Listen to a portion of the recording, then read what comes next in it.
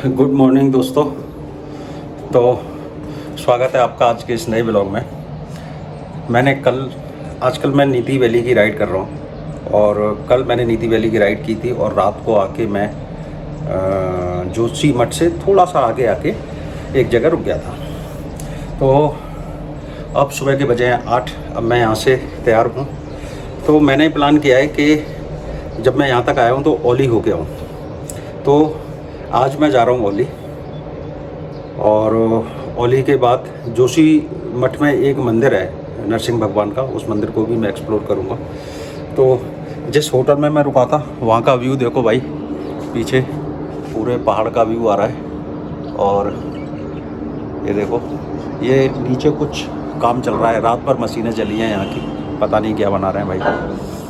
तो ये जो रोड जा रहा है ये जा रहा है बद्रीनाथ के लिए और जोशी मठ होता हुआ। और ये है यहाँ का व्यू जिस होटल में मैं रुका हूँ, उस होटल का। गुड। और ये है मेरे होटल का रूम। ये मेरा पूरा सामान बिखरा पड़ा है। 4 बेडरूम है भाई, मैं अकेला सोया इधर। ये इधर अपनी बाइक खड़ी है और होटल का नाम है होटल। तो मैं अपने होटल से निकल चुका हूँ और जा रहा हूँ जोशी मठ। जोशी मठ के रात को मैं जोशी मठ से बाहर आके रुक गया था और फिर मेरा मन हुआ कि नहीं जब यहाँ तक आया हूँ तो ओली भी देख के आऊँ और जोशी मठ में जो नरसिंह भगवान का मंदिर है उसे भी देख के आऊँ। तो वही देखने के लिए मैं जा रहा हूँ, आप लोगों को भी दिखाऊँगा भाई। तो सुबह के 8 बजे और भीड़ भाड़ देखो रोड पे बिल्कुल नहीं है। और यही जब 4 धाम चलेंगे ना, मारकाट हो रही होगी इस रोड पे, ज़बरदस्त वाली मारकाट। बहुत रश रहता है, बहुत ट्रैफिक लगता है। आप कितनी देर ट्रैफिक में फंसोगे कोई आइडिया नहीं। इसलिए जब भी आप 4 धाम की यात्रा कर रहे हो अपने व्हीकल से तो उसमें पेट्रोल डीजल टॉप अप रखिए। जहाँ पेट्रोल पंप मिले, डीजल मिले और आपको ज़रा सा भी डाउट हो तो जैसी आधी टंकी हो आप उसे फुल करा लो, क्योंकि जाम में फंसने के बाद कब आपका पेट्रोल ख़त्म हो जाएगा ये पता भी नहीं चलेगा। तो जी यहाँ पे हो गया है वन वे बद्रीनाथ हेमकुंड साहिब के लिए, इधर से जाएंगे। तो जी ये आ गया है नरसिंह भगवान का मंदिर और ये नीचे उतर के हम जाएंगे। यहाँ पे नीचे उतर के जाना है, पास ही मंदिर है। और ये मंदिर के सामने ही मैंने लगा दी है अपनी बाइक। ये मंदिर प्रांगण है, काफ़ी बड़ा मंदिर प्रांगण है। और इस मंदिर में और भी कुछ मंदिर हैं। और यहाँ पे है एक कुंड है और इसे दंडधारा बोलते हैं।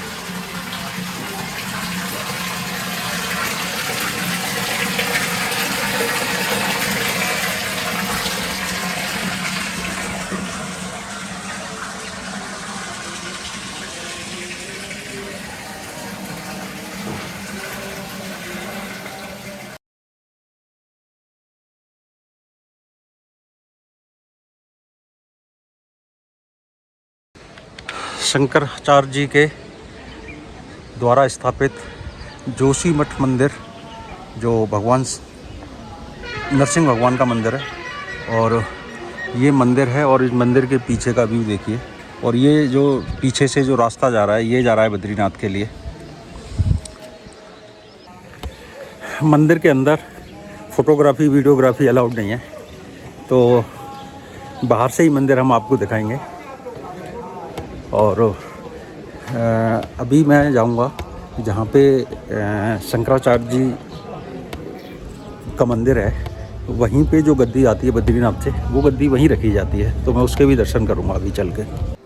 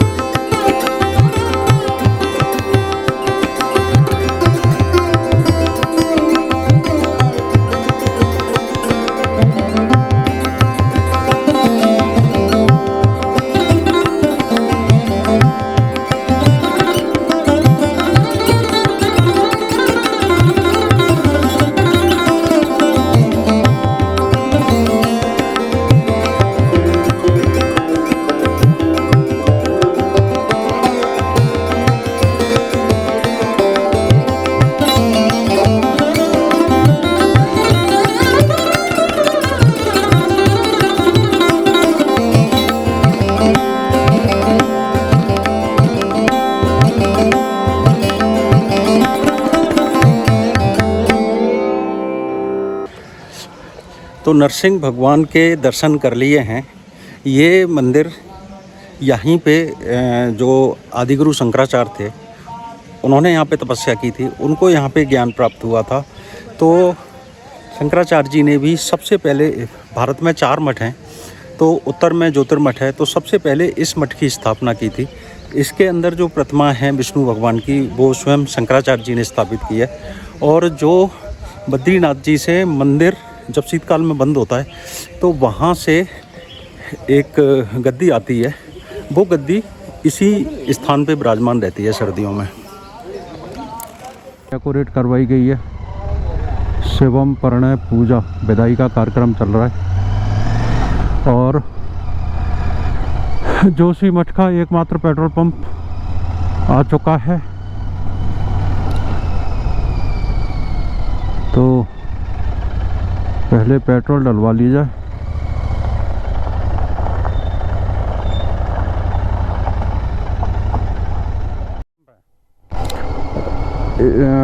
जोशीमठ में 2 पेट्रोल पंप हैं। एक पेट्रोल पंप तो जोशीमठ में जैसे ही एंट्री करोगे तब आएगा, और एक पेट्रोल पंप जोशीमठ से निकल जाओगे तब आएगा। तो जो एंट्री करोगे उस पर सिर्फ डीजल मिलता है, और जो जोशीमठ निकलने के बाद पेट्रोल पंप आता है उस पर सिर्फ पेट्रोल मिलता है। तो ध्यान रखना भाई, अगर आप इस एरिया को एक्सप्लोर करते हो तो। यहाँ से 16 किलोमीटर ऊपर की तरफ। तो अब मैं जाऊंगा ओली।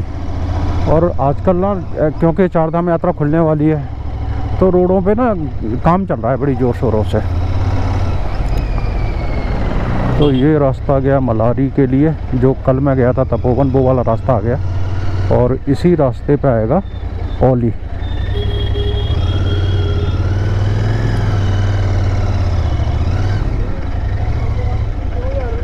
ओली इधर ही जाएगा। ओली यहीं से निकल जाएगा, रूट ऊपर को जा रहा है ना, यहीं पे। तो हाँ हाँ यहाँ पे गाड़ियाँ से ऊपर को। ठीक ठीक।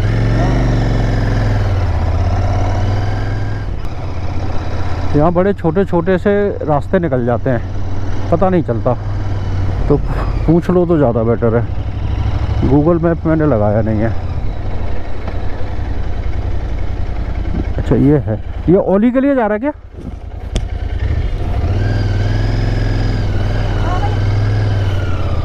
तो जी ये जा रहा है ओली। तो अगर आगे से 2 गाड़ियां आ जाएं आमने सामने तो बहुत मुश्किल हो जाता है निकालना। और सकरा भी है और स्टीप भी है, तो बैक बुक करने में भी दिक्कतें आ जाती हैं।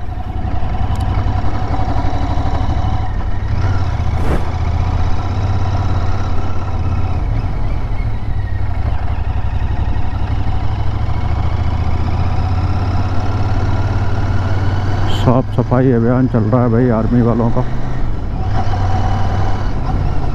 सबसे ज़्यादा जो आर्मी वालों के जो कैंपस होते हैं और जो उनकी यूनिट होती हैं, ऑफिसेस होते हैं, वो भाई एकदम साफ़ सुथरे होते हैं, बहुत साफ़ सफाई रखते हैं ये लोग। ओली से ना केबल कार चलती है, तो ये सामने देख रहे हो केबल कार, यहाँ से ट्रॉली चलती है। तो वो जोशीमठ से ट्रॉली आती है ओली के लिए। तो काफ़ी हाइट पे है ओली, तो जो लोग अपने व्हीकल से नहीं आते हैं उनके लिए एक बहुत अच्छा ऑप्शन है कि वो जोशीमठ से ट्रॉली के थ्रू ओली जा सकते हैं। और इसमें एक, अगर आप वैसे भी एंजॉय कर सकते हो ट्रॉली का, लंबी ट्रॉली है ये, बहुत बड़ा रोप वे है और हाइट पे है। मेरे ख्याल से इसका जो किराया भी है वो एक आदमी का 500 रुपये है। वो आने जाने का है या केवल जाने जाने का, ये मेरे को नहीं मालूम है।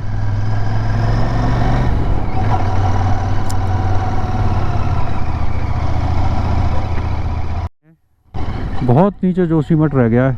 और ये देखो पहाड़ों का लेवल, पूरे बर्फ़ के पहाड़ कितने ऊंचाई पे आ चुका हूँ मैं। ओली वास्तव में ही बहुत हाइट पे है।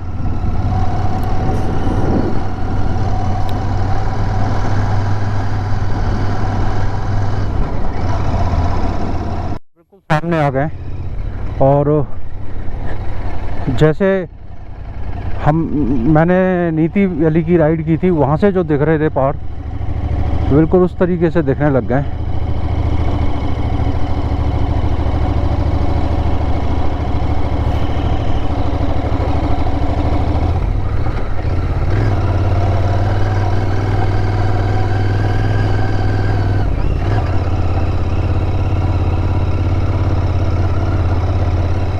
अभी तो और ऊपर जाता जा रहा है भाई, अभी तो और ऊपर ही जा रहे हैं।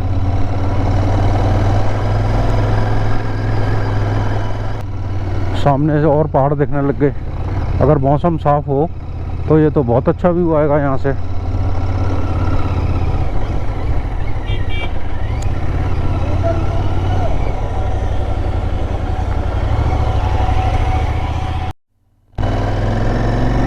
भाई क्या नज़ारे हैं ओली के रास्ते के, भीड़ भाड़ नहीं है। अदरवाइज़ तो यहाँ पे अगर सीजन में आओगे ना तो यहाँ पे बहुत हालत ख़राब होती है, क्योंकि दोनों तरफ से ट्रैफिक आ रहा होता है और इतना रोड चौड़ा नहीं है कि ट्रैफिक निकल जाए।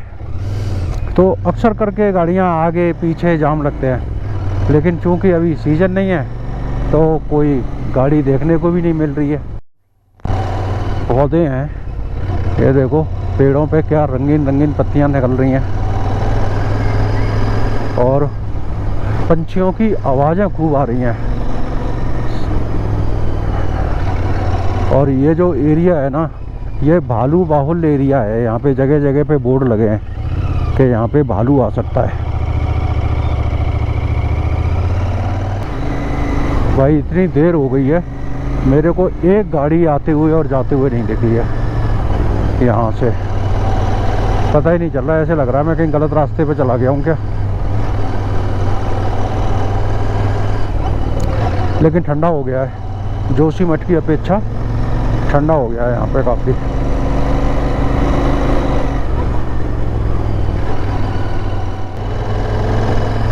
मतलब मैं चौंक रहा हूँ यार, कितनी देर हो गई, एक आदमी नहीं दिख रहा, एक गाड़ी नहीं दिख रही है भाई।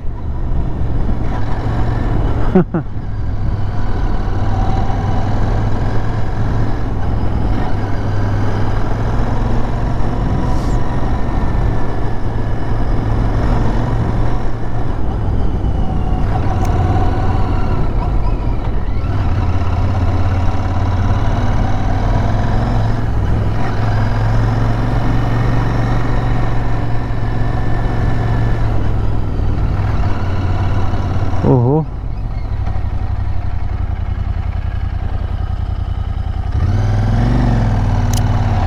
लंगूर देखो कितने सारे हैं।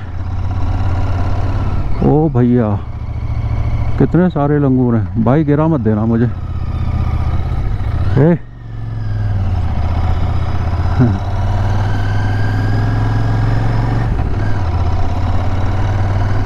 ओली है अब 2 किलोमीटर। बोर्ड तो दिखा कम से कम, आदमी नहीं दिख रहे, लंगूर मिल गए और अब आके एक बोर्ड मिला है। ओली ये देखो व्यू, क्या पहाड़ दिख रहे हैं। और ये है ओली।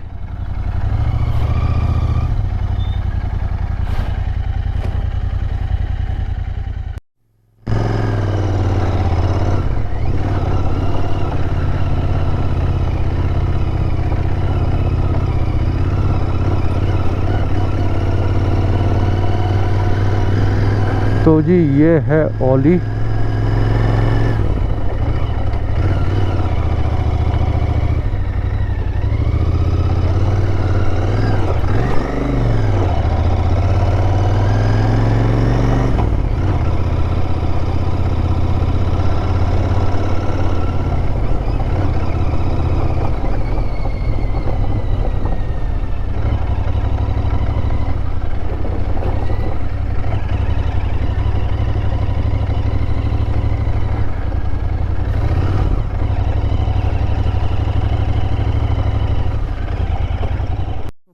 में सिस्टम क्या है कि आप यहाँ आओ और यहाँ पे एक छोटी सी पार्किंग है, वहाँ अपनी गाड़ी पार्क कर दो।